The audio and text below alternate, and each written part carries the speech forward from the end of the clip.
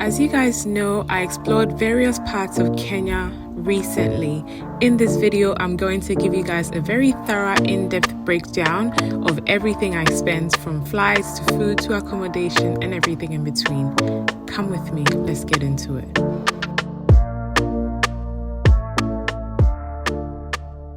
So in my trip to Lamu, someone actually made a comment on my video saying, "Is that the white man that's sponsoring your trips?" Like, that is absolutely crazy. I don't even know that man from anywhere. Like, sometimes these comments I just cannot handle. I decided that I was going to do a cost of everything that I spent money on basically during this trip to Kenya. This was a work trip, so of course it was not sponsored by anybody but myself. So throughout this video, I'm going to talk to you guys about flights, I'm going to talk to you guys about accommodation, I'm going to talk to you guys about the food, I'm going to talk to you guys about transportation and the total amount of money that I spent all the way through my trip in Kenya. So let's start off with flights.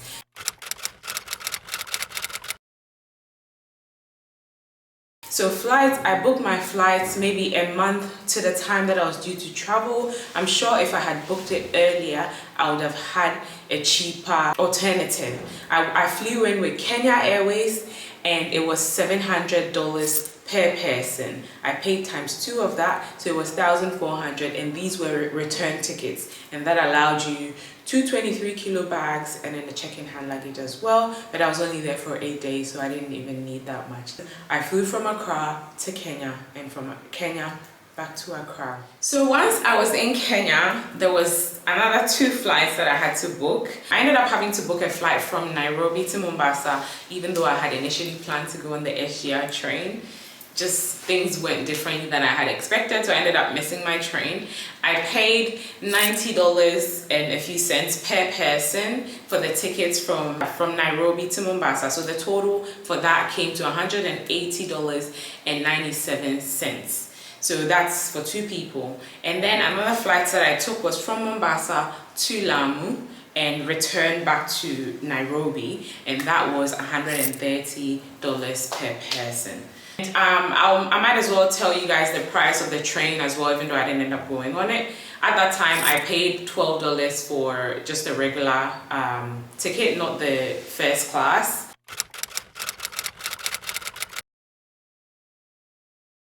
So the second thing that I'm going to talk to you guys about is my Airbnbs, the places that I stayed. So starting off, I stayed in Nairobi for 2 nights. And I stayed in an Airbnb called Skynest, and it's in an area called Westgate.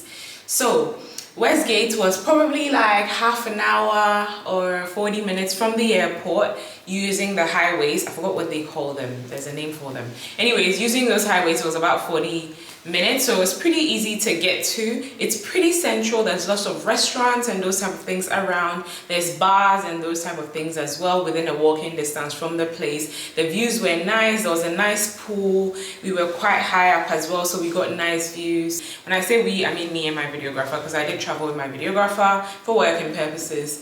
Yeah, it was lovely.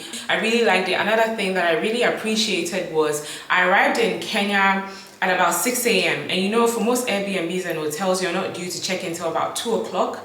But because I gave the owner a heads up that I was going to arrive early, when I got there and I let them know that I had arrived, I only waited for maybe an hour, or I think I waited for 2 hours, and then they prepared another Airbnb for me to go stay at temporarily until my actual place was ready. So I really appreciated that, because when I arrived, I was exhausted.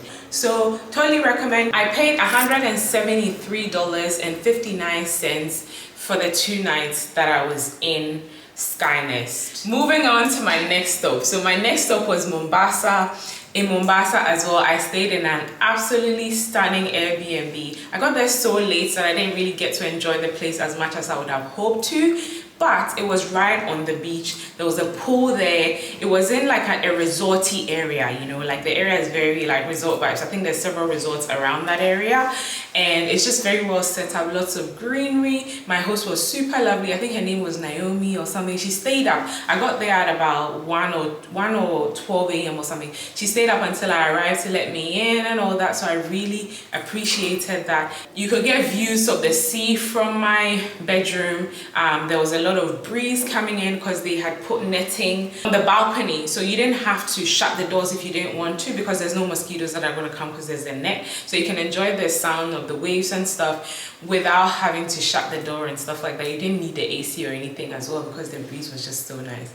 It was a really lovely Airbnb, total like beach house vibes, even though it was like in an apartment and stuff. This is all free promotion, guys. None of these people are sponsoring me or anything. I actually paid full price for every place that I stayed. So in Mombasa, my total came to $143.26 US, and that was for 2 nights. And then after that, my next stop again was Lamu. Absolutely love Lamu. It was so beautiful. It was my first time. It had been a dream of mine to go there because I had seen several videos on it online, and I totally wanted to see it.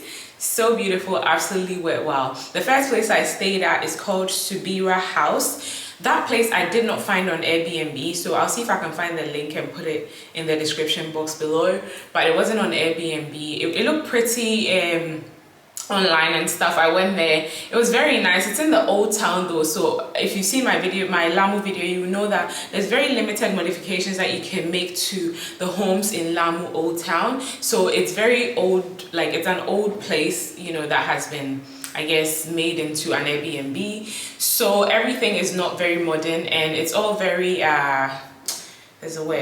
there's a word I'm trying to think of. I don't know what it is. Like they've got the compost toilet and, you know, those type of things. Like it was okay in the time that I was there, but I didn't want to stay on because I actually wanted like a different type of room. So I was there for 1 night and I paid $60 per night for Subira House. From there, I moved to another Airbnb in Lamu, but within the other side, so not Old Town, more close to Shella Beach. And over there they had a pool, which I really appreciated. There was a sitting area outside. The room was more spacious. It had a kitchen, there was a bit of a backyard, and then the bathroom as well. There was 2 beds with the netting covering, and most of the homes in Lamu have the nets because of the mosquitoes and stuff like that. I did like this Airbnb. Yeah, I felt more comfortable in this one. In this Airbnb in Lamu, I paid $38.13 for 1 night. And then once I left Lamu, I went back to Nairobi for a night before I flew back to Ghana.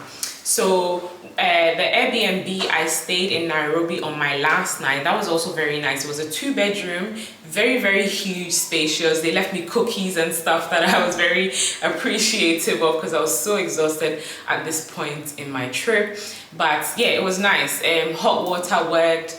You know, all the basics. Yeah, so the last Airbnb I stayed at in Nairobi was in an area called Riverside. But that was also quite central. It was very easy to get around. Like there was lots of restaurants and things around. There's lots of apartments in Nairobi in general. Like it must be a thing. So there's a lot of competition. So in the last Airbnb, I paid $74.40 for 1 night.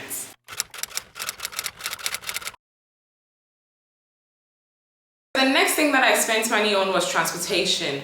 You can either do the matatu. They had in Lamu, they had Boda, which is like the motorbike.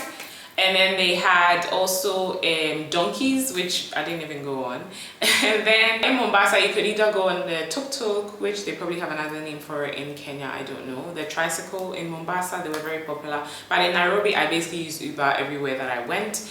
In Nairobi, generally transportation was around 700 Kenyan shillings and 1,000 Kenyan shillings. And that's also because like I lived in a very central space, so it made it easy to get around. Like I didn't have to travel too far to go to places. I can't give you specific prices of, you know, prices from A to B and stuff like that, but I can show you what I can, and I'll still tell you the total of everything that I spent by the end.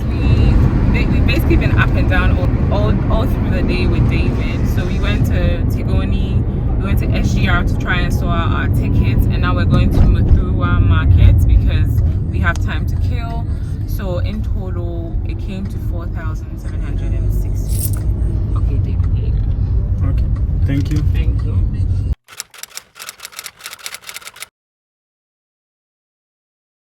So another thing that I spent money on was food. So depending on what you prefer, there was local food, there was, you know, regular restaurants that have foreign foods and stuff like that. Basically, whatever type of food you're looking for, you can find. So I ate in local places and I also ate in regular restaurants. The prices varied. It varied all the way from about 1,000 Kenyan shillings all the way to about maybe 2,500 Kenyan shillings. I found that food in Nairobi was a little more expensive than Mombasa and than in Lamu as well. We spent, you saw all the food we ordered, right? Only 2,040 Kenyan shillings. So we've just left the restaurant. The food was divine. 3,000 Kenyan shillings for all 3 meals, the drinks and everything. Food was really good. Look how much we paid. 1,450 Kenyan shillings. So cheap. So cheap. Our total at sea soak came down to 2,750.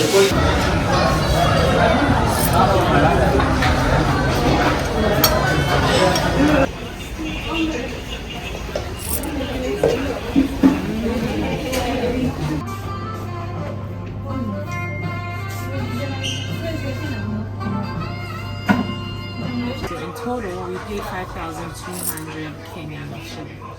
The total came down to 1,430 Kenyan shillings for dinner.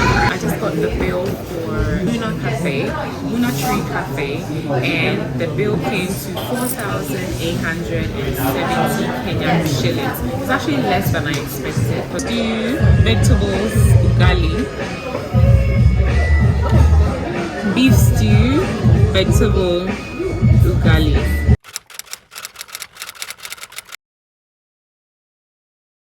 Now, as you know, Kenya is a hotspot for tourists, so there's several activities that you can do there. So the final thing that I want to talk to you about is the cost for doing different things. So in Nairobi, I went to the national park, which was absolutely stunning. It was $45 per person, and then I paid $100 for the car that took us around as well. So it was $190 in total for that. When I went to Lamu as well, there was a tour guide that took us around. That was 1,500 Kenyan shillings per person. And then I also did a boat cruise, a sunset boat cruise, stunning. 2,000 Kenyan shillings per person for that one.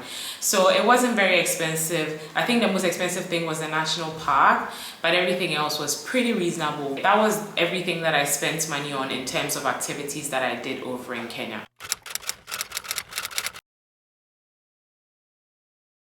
So the total of everything I spent during my Kenya trip came to dun dun dun. Are you guys ready? Before I say this, I was traveling in comfort, okay? I wasn't like doing any budget stuff. Like everything I was just paying for without thinking about getting a discount or trying to find a cheaper alternative or whatever. So if you do the same trip, you could definitely maybe find a cheaper way to do it. But the total cost of my Airbnb, my flights, all activities that I paid for and everything came down to $2,569.25 US dollars. This is the total for 2 people. Okay, so if it's just one person, then it's going to be half the price. I didn't really keep specific track of the amount of money I spent on food and Uber and Boda and the tuk-tuk and stuff like that, but I would say roughly it came down to about $3,000. I was in Kenya for 8 days, so if you do it for one person, then it's roughly 1,500 US dollars. You could definitely do it cheaper again, but if you want to do it in a comfortable way, then I would say budget's about that much. So yeah guys, I hope this video was informative for you. All the links to the Airbnbs and everything will be in the description box below. If you guys have found this useful, let me know in the comment section below. I can't wait to explore Kenya further. I missed out on seeing so many things because my time was so short, and there was times where flights were delayed and stuff, so that all affected my trip somehow. But that's okay, because I will be back. Absolutely loved Kenya. I am so grateful that I got to see and interact with so many Kenyans since I've been in Kenya and since I started putting up videos of Kenya as well. So back to my Ghana videos. I am glad to be home. Don't forget to follow your bliss. So now life is short. Follow your bliss na nipa yeden. Follow your bliss na di ebesibiya ye, and follow your bliss na den mada. Take care guys. I'll see you in the next one. Bye.